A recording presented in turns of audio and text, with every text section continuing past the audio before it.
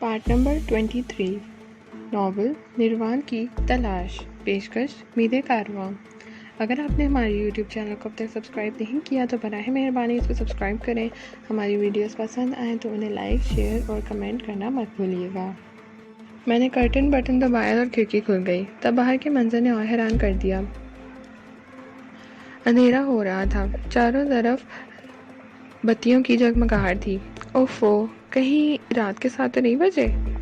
या हम तो ना पूरा दिन ही सोते रहे हैं। अजीब और इसरार से कैफियतारी हो गई थी। दिल चाह रहा था फिर लेटूं और सो जाऊं। एक अदा मुझ पर मुसल्लत हो गई थी। यकीनन पूरी रात हम की कसर हमने पूरी दिन सोकर गुजारी है। सोचते होंगे होटल वाले भी।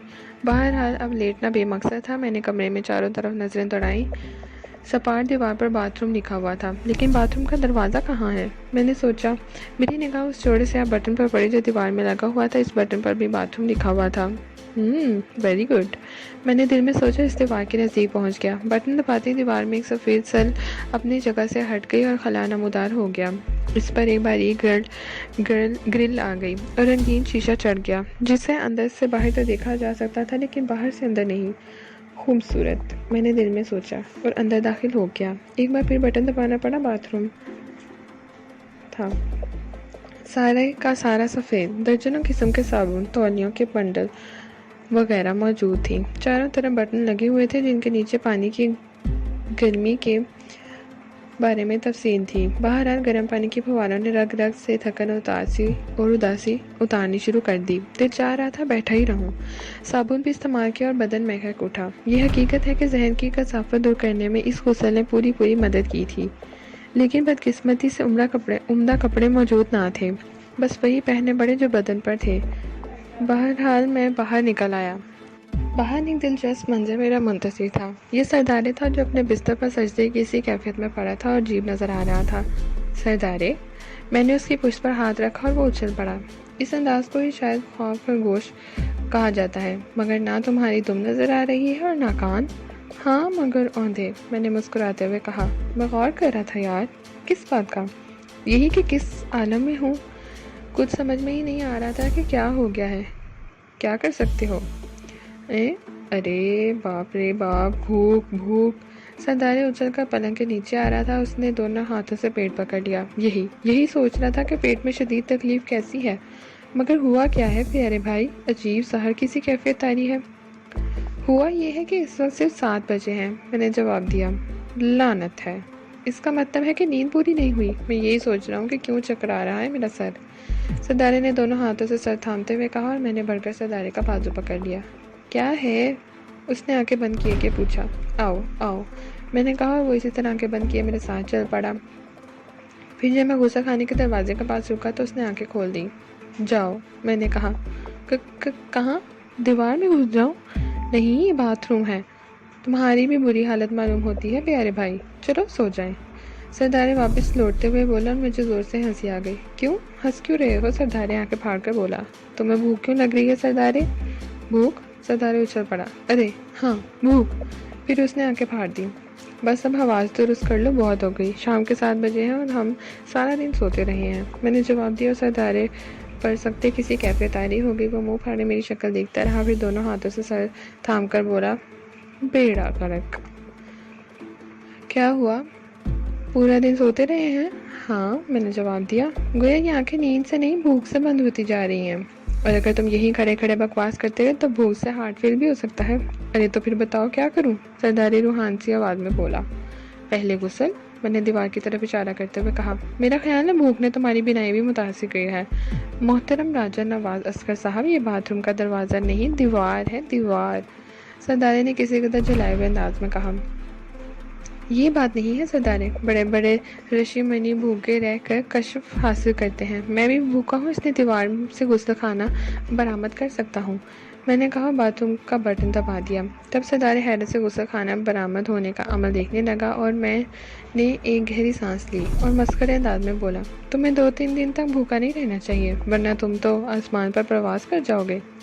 اور پھر وہ باتوں میں گھس گیا. میں واپس آ گیا اور پھر میں نے ویٹر کو بلانے کے لیے بٹن دبایا. اس بٹن پر ویٹر لکھا ہوا تھا. دروازہ کھلا اور رنگین خوبصورت ڈیزائن کا لباس پہنے ایک مقامی لڑکی اندر داخل ہوئی. اس کی ناک سرخ تھی اور آنکھوں سے شرارت ٹپک رہی تھی. تم ویٹر ہو؟ میں نے پوچھا. جی جناب، اس نے مسکراتے ہوئے جواب دیا. اوہ، ہم ایک مشکل میں پھنس گئے ہیں ڈیئر. میں نے گہری سانس لے کر کہا. خیریت جناب؟ لڑکی نے جلدی سے سردارے کے بستر کی جانب دیکھا اور پھر باتھ روم کی طرف. پریشانی یہ ہے کہ ہم نے صبح کا ناشتہ کیا ہے، نہ دوپہر کا کھانا کھایا ہے، نہ شام کی چائے، اور بھوک سے قریب المرگ ہیں.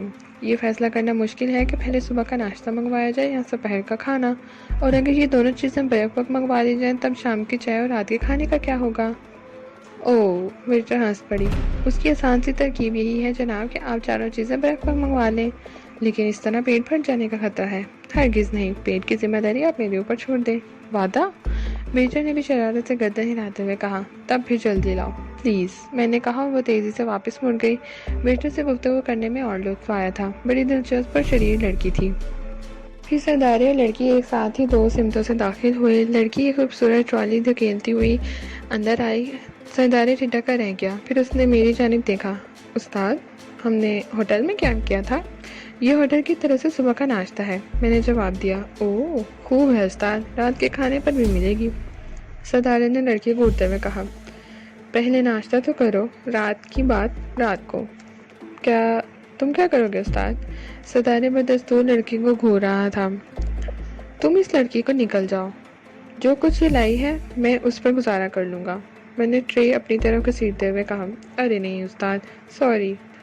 سردارے اچھل پڑا اور پھر وہ بھی لپک کر میرے پاس آ بیٹھا. آپ بھی آ جائیے مس. اس نے لڑکی کو بھی دعوت دے ڈالی.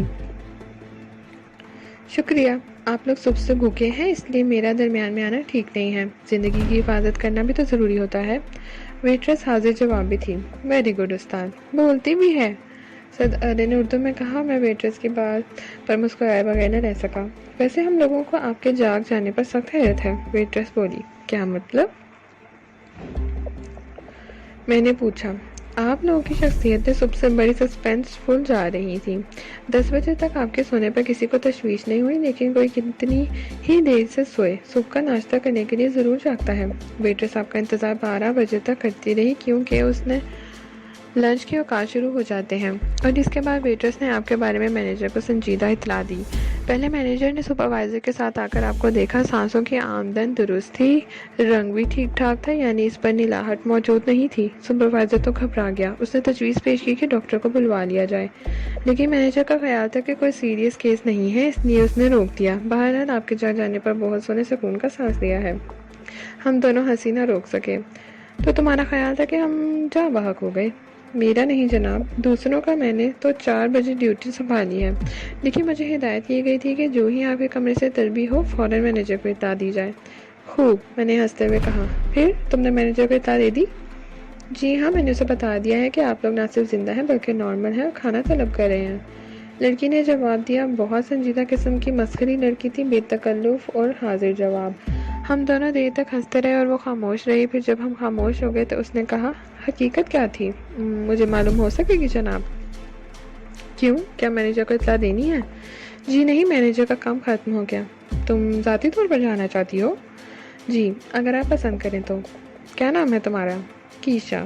یشا پر کنزا، اس نے جواب دیا. تو بات کچھ نہیں تھی مادام کیشا، سوائے اس کے کہ ہم پوری رات سو نہیں سکے تھے. ہماری گاڑی حادثے کا شکار ہو گئی تھی اور ہمارا سامان اس میں رہ گیا. چنانچہ پوری رات کی نیند پورے دن میں پوری کی اور بس. اوہ، مجھے اس حادثے پر افسوس ہے. یہی شکر ہے کہ آپ زخمی ہونے سے بچ گئے، ویٹریس نے کہا. لیکن ایک مشکل بھی پیش آ گئی ہے مادام، میں نے کہا. وہ کیا؟ فرمائیے، ویٹریس نے کہا. ہمارے پاس کرنسی بھی نہیں رہی، ہوٹل کا بل ادا کرنے میں دشواریاں بھی پیش آئیں گی. اوہ، یوں بھی آپ سوئس نہیں معلوم ہوتے، گویا سیاح ہیں. ویٹریس کی آواز میں ہمدردی نمایاں تھی. ہاں، پورے سوئٹزرلینڈ میں ہمارا کوئی واقف کار نہیں ہے. یہ آپ کیسے کہہ سکتے ہیں؟ آپ کا تعارف مجھ سے ہوا ہے. میں جو ہوں، آپ میرے مشورے پر عمل کریں. وہ کیا مہربان خاتون؟ میں نے مسکراتے ہوئے پوچھا. آپ آج رات یہیں قیام کریں، میں 1 بجے ڈیوٹی سے فارغ ہو کر چلی جاؤں گی. اس وقت واپسی ممکن نہیں ہے، البتہ صبح کو میں آؤں گی اور آپ کو کچھ رقم دے دوں گی. آپ بل ادا کر دیں اور میرے ساتھ چلیں. میرا مکان وسیع نہیں ہے اور آپ کو وہاں یہاں سے آرام نہیں مل سکے گا، تاہم جب تک آپ کے لیے بہتر حالات مہیا نہ کر لیں آپ آرام سے وہاں رہ سکتے ہیں۔ ہم دونوں چونک پڑے۔ خلوص، انسانیت، پیار کسی ایک خطے میں محدود نہیں ہے۔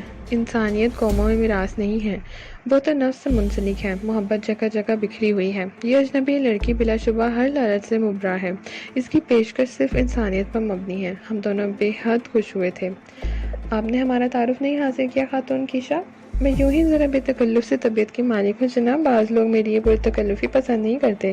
کئی بار مینیجر سے ڈانٹ کھا چکی ہوں، چنانچہ جس حد تک میں نے بکواس کی ہے وہی کافی تھی۔ اوہ، لیکن آپ جس قدر مہربان اور ہمدرد ہیں، آپ جس قدر خوش مزاج اور پر اخلاق ہیں، اس کو دیکھ کر تو کوئی بدذوق جانور ہی آپ کو نظر انداز کر سکتا ہے۔ آپ کا شکریہ، سب آپ کی طرح انسانیت پسند نہیں ہوتے۔ میرا نام سیسرو ہے اور یہ پنٹو، ہم وینس سے آئے ہیں۔ بڑی خوشی ہوئی، پانیوں کے اس حسین شہر کے بارے میں میں نے بہت کچھ سنا ہے، لڑکی بولی، اور ہم نے کھانا ختم کر لیا۔ لڑکی ہمارے نزدیک آ کر برتن سمیٹنے لگ گئی تھی۔ کافی پیش کروں؟ اس نے پوچھا۔ مہربانی ہوگی۔ ہرگز نہیں، یہ ہوٹل ہے اور آپ لوگ معزز گاہک، آپ ہوٹل کا پورا بل ادا کر دیں گے، پھر اس انکساری کی کیا ضرورت ہے؟ آپ بلا جھجک آرڈر دیں، کیشا نے کہا۔ خاتون کیشا، میں نے اس کا ہاتھ پکڑتے ہوئے کہا۔ اس نے کوئی طرز نہیں کیا۔ آپ نے جس اپنائیت کا اظہار کیا ہے وہ ہمارے لیے بے حد قیمتی ہے۔ یوں سمجھ لیں کہ سوئٹزرلینڈ ویل برن کی عزت ہمارے دل میں بے پناہ بڑھ گئی ہے کہ یہاں آپ جیسی خاتون موجود ہیں۔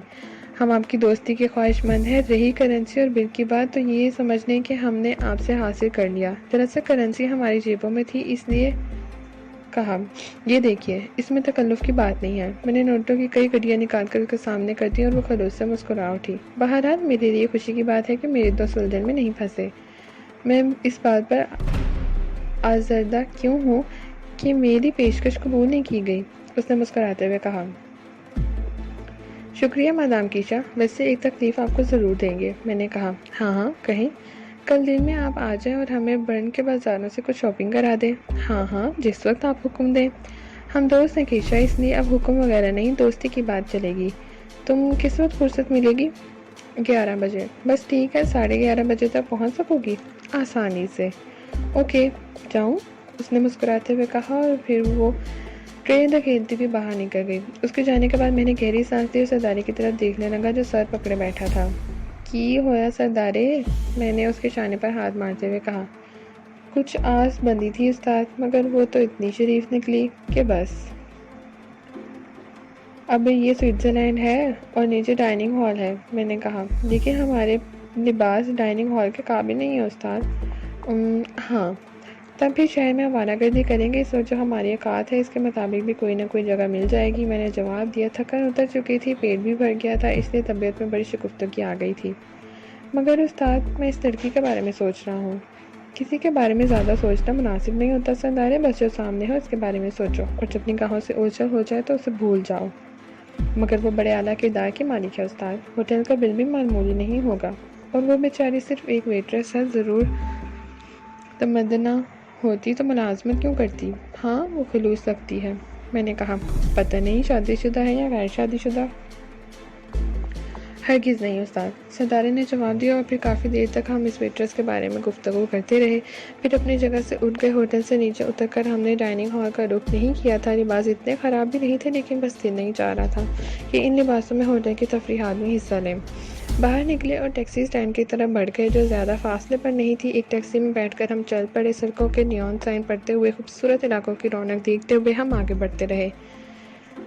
ریچ برن کا امتیازی نشان ہے، جس طرف نگاہ اٹھاؤ ریچھ ہی ریچھ نظر آئیں گے۔ ہوٹلوں، دکانوں، عام تفریح گاہوں میں جہاں دیکھو ریچھ کسی نہ کسی شکل میں موجود ہیں، مجسموں، تصویروں اور کہیں کہیں حقیقی شکل میں۔ اب اس حساب سے برن کو ریچھوں کا شہر کہا جا سکتا ہے۔ دریا کے کنارے پانی کے فوارے کے گرد ریچھوں کے مجسمے، اور پھر تائیڈک پل کے پاس ایک گھڑے میں سچ مچ کے ریچھ، جیتے جاگتے درجنوں ریچھ جو اہل شہر کی توجہ کا مرکز بنے رہتے ہیں اور وہی ان کی خوراک کا بندوبست کرتے ہیں۔ برن کو جدید شہر ہے، لیکن اس کی زیادہ تر عمارتیں بہت پرانی ہیں یا پرانے طرز کی تعمیر کی گئی ہیں۔ جو ہر چوک میں پرانے طرز کے فوارے اور نل موجود ہیں۔ پرانے بازاروں میں سڑک سے اونچی دکانیں اور ان کے ساتھ لمبے برآمدے، جہاں ایک زمانے میں صرف شاہی خاندان کے افراد کو چلنے کی اجازت دی تھی، عوام کے لیے نشیبی سڑک تھی۔ پورے سوئٹزرلینڈ میں اور خاص طور پر برن میں یہ رواج ہے کہ ہر مکان یا فلیٹ کی کھڑکی میں لکڑی کے سفید مستطیل چوکھنوں میں مٹی اور کھاد ڈال کر سرخ پھول لگائے جاتے ہیں۔ شہر کے ہر گھر کی کھڑکی سرخ پھولوں سے مالا مال ہوتی ہے۔ پارٹ نمبر 23 اختتام پذیر ہوتا ہے۔ ناول کا بقیہ حصہ پارٹ 24 پہ سماعت فرمائیے۔